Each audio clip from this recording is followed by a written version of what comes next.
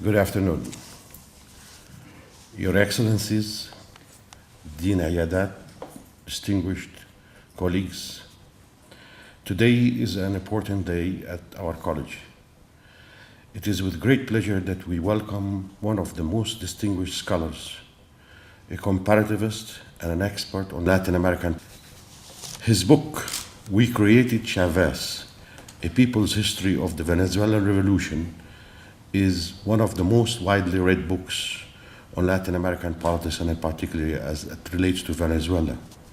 Professor Maher published many articles in leading scholarly journals and many chapters in some of the most distinguished books that have been published in the field of political science. He is currently working on a book called Decolonizing Dialectics, Conflict and Political Identity. Today he will speak on Venezuela, origins of its political, social, and economic change. Please help me welcome one of the most distinguished scholars at our school, School of International Studies. Thank you, sir. Please.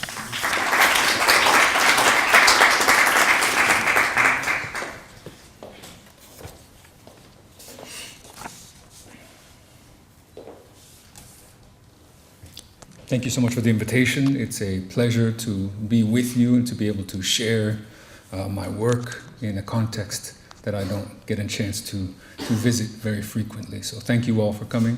Thank you so much for the invitation to speak on a subject which is, of course, of much contemporary relevance, the political process in Venezuela that faces constant challenges, but in these days especially a very specific challenge. My intervention is a little specific, so please feel free in the question and answer session to ask about anything that you'd like to know about Venezuela, the politics, the history, and the political process as well.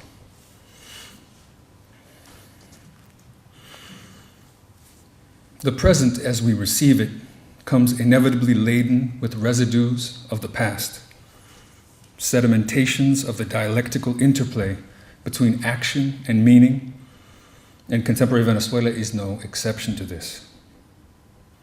I speak to you today at the intersection of two anniversaries. 25 years ago marked what could be considered the violent birth of the Bolivarian revolutionary process in Venezuela. And looming just ahead is the first anniversary of the death of the single individual who has meant the most to that process, Hugo Chavez Frias. Simply observing the past in the present, however, gives us little guidance as to what to do with that past. Here, the Karl Marx of the 18th Brumaire seems clear enough in his insistence that, as he puts it, the tradition of all dead generations weighs like a nightmare on the brains of the living.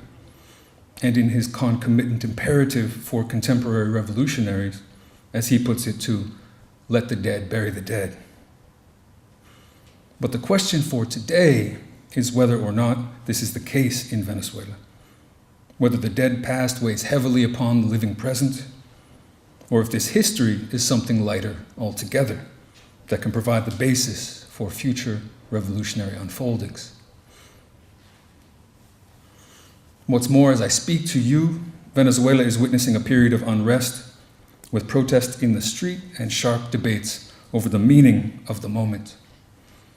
Proponents of the protests, however, the enemies of the Bolivarian process, insist in not so subtle terms that we in fact let the dead bury the dead, urging us to forget the past so that they can seize the present. But to do so would be impossible. The history of Venezuela's present, I argue, liberates at least as much as it constrains. And as a result, our task is not so much to let the dead bury the dead as it is to reanimate those corpses, to endow them with voice and to allow them to speak directly to new possible futures. This task of the radical resurrection of history defies many historical methods. Properly understood, the Venezuelan present is not the product of slow and linear progression whose truth can be gleaned from demographic data or from social indicators, nor is it the heroic creation of great leaders past, to be compiled in what Michel Foucault called traditional history. Instead, the Bolivarian process often emerged against and despite such leaders. And such triumphal histories played an immense role in the consolidation from the 1960s onward of a buffered two-party political system known as punto fiismo that was impermeable to mass dissatisfaction and that unable to bend could only break. And break it did in spectacular fashion 25 years ago this week, on February 27th of 1989, when the political forces and the popular demands that had been developing slowly, invisibly, subterraneously, exploded into a rebellion known as the Caracazo or the Sacudón. After an electoral campaign critical of international lenders like the IMF and the emerging Washington Consensus, Venezuelan President Carlos Andrés Pérez had imposed his notoriously neoliberal structural adjustment program known as the Paquetazo. Enraged by the immediate impact of these reforms, and especially the overnight doubling of transport costs due to the liberalization of domestic gas prices, as well as the bait and switch method with which this was imposed by Pérez, poor Caraqueños and those across Venezuela took to the streets rioting and looting for nearly a week straight. The desperately poor, quote, swarmed into the forbidden cities, as Frantz Fanon once put it, reuniting a segregated landscape, if only momentarily. And in their looting of both necessities and luxuries, revealed the two-sided nature that Marx associated with the commodity, as well as their own intransigent demand that the last would soon be first. The Caracazo was a political event of the first order, blasting a hole into what Walter Benjamin called the continuum of history. And it was into this gaping wound in history that Chavez stepped with a failed coup in February of 1992. Instead of one Venezuela, there were suddenly two. And the previously frozen dialectic of history was forced into motion in an instant, unleashing everything that has come since. There had been decades of antecedent struggles, but it was in 1989 that the die was cast. The harmonious image of Venezuelan society irreparably smashed, and the unsustainability of both punto fijismo and the neoliberal reform package revealed for all to see. The Caracazo simultaneously shook common understandings of who would be the historical subject of any Venezuelan revolution, as it was not the formal working class or the peasantry, but largely those informal and excluded semi-peripheral urban poor, so often denigrated as lumpen, who hurled themselves decisively into the streets. Again, in Fanon's words, redeeming themselves in their own eyes and before history. The dead of 1989 are not mere metaphor. Concretely speaking, these corpses were between 300 and 3,000, most executed at close range in their homes, as the Venezuelan armed forces fired an estimated 4 million bullets in an attempt to do the impossible, to put the genie back in the bottle, Pandora back into her box. The dead did not, of course, bury the dead, but were instead themselves buried by the servants of dying order. Many, like those later exhumed from a zone known as La Nueva Peste, the New Plague, had been thrown into plastic bags and tossed into unmarked mass graves. Much against the wishes of Venezuela's ancien regime, however, these dead would not lay quietly, would not stay silent, and nor should we wish that they inter one another in obscurity. Rather, the process of unburying those corpses, both real and metaphorical, has been a powerful catalyst for everything that has come since. Annual commemorations of the Caracazo provided the basis for a ritual repetition in which demonstrations yielded police repression, sparking increasingly militant demonstrations, as well as the multiplication of popular assemblies across Venezuela's poorest neighborhoods or barrios. If there was ever such a thing as a founding moment for what has been called the Bolivarian Revolution, this was it. 1989 provided a powerful example for struggle, but more concretely still, it provided the impetus for those already conspiring within the armed forces and their civilian allies.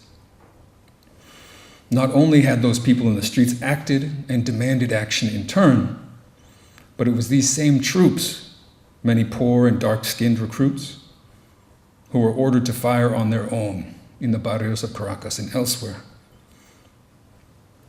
It was only after the Caracazo that, according to Chavez, quote, the members of the MBR 200 realized that we had passed the point of no return and we had to take up arms.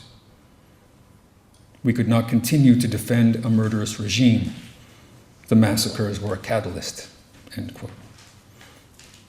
Chavez's failed coup attempt of February 4th, 1992 was the direct result of 1989, and in fact had originally been scheduled to coincide with the anniversary of the massacre.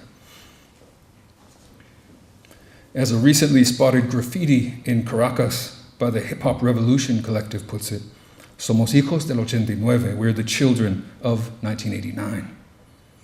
And yet, as with all founding moments, even the most visceral memories conveyed eventually, if not connected and reconnected continuously with the present.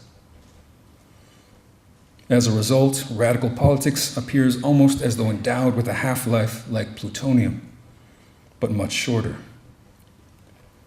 Radical leaders come to power by the ballot or by the bullet and move gradually or swiftly from left to center, from challenging the status quo to faithfully upholding it.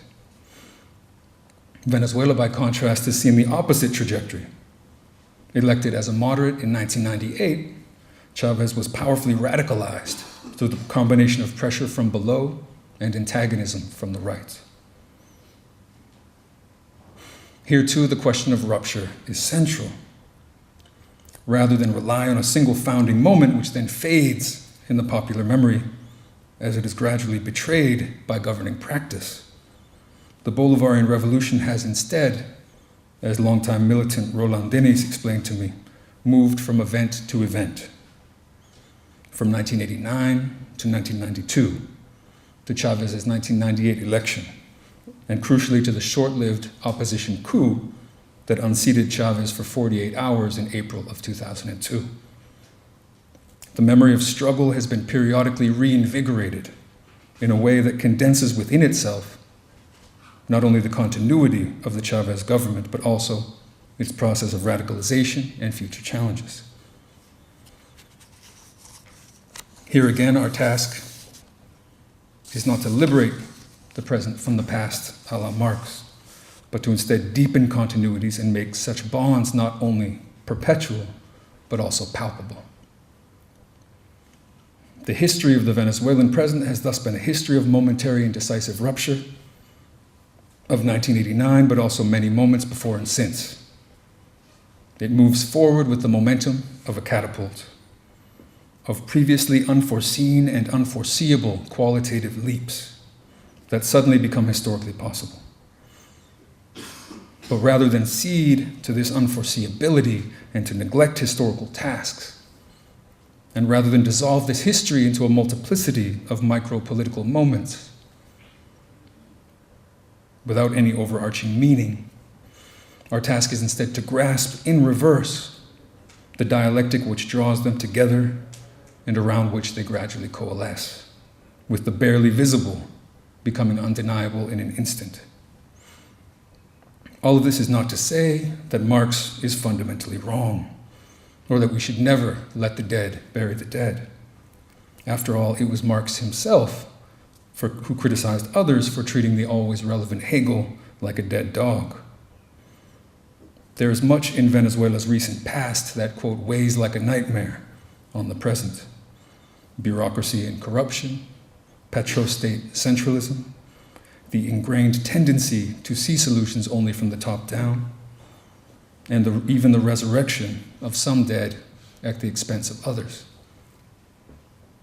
Even Simón Bolívar, for whom the revolution is named, has been resuscitated for both radical and conservative purposes, in the past as in the present. Our question instead begs a response that is much like Lenin's famous whom. Who is being resurrected and toward what purpose? This question throws the protests that today dwindle in Venezuela into sharp relief. The rancid leadership of the Venezuelan opposition, heirs of the Ancien regime, would like nothing more than to let the half-buried corpses of the Caracazo lie, and thus their own attempts to compare these current protests to the events of 25 years ago is half-hearted at best. This is firstly because they need to privilege an exaggerated violence of the present, to which they contribute decisively at the expense of the undeniable violence of the past. For the thousands of Venezuelan revolutionaries who lived through the Caracazo, present comparisons with that moment predictably ring hollow. Secondly, moreover, it is because some of these opposition leaders, notably someone like Antonio Ledesma, the current mayor of Greater Caracas, participated directly in past repression that far exceeded even the most exaggerated claims of the present. This is simply one of the many details that those in the streets today would ask us to forget. As the revolutionary Venezuelan folk singer Ali Primera put it, those who die for life cannot be called dead, and from this moment forth, mourning them is prohibited. Our task is instead to distinguish between the corpses, to bury some and to unearth those who resonate with the demands of contemporary struggles in a manner that's far distinct from mourning. Whether it be the late Comandante Chavez, gone nearly 1 year, or the thousands massacred 25 years ago today, some of our dead simply cannot be left unburied. Thank you.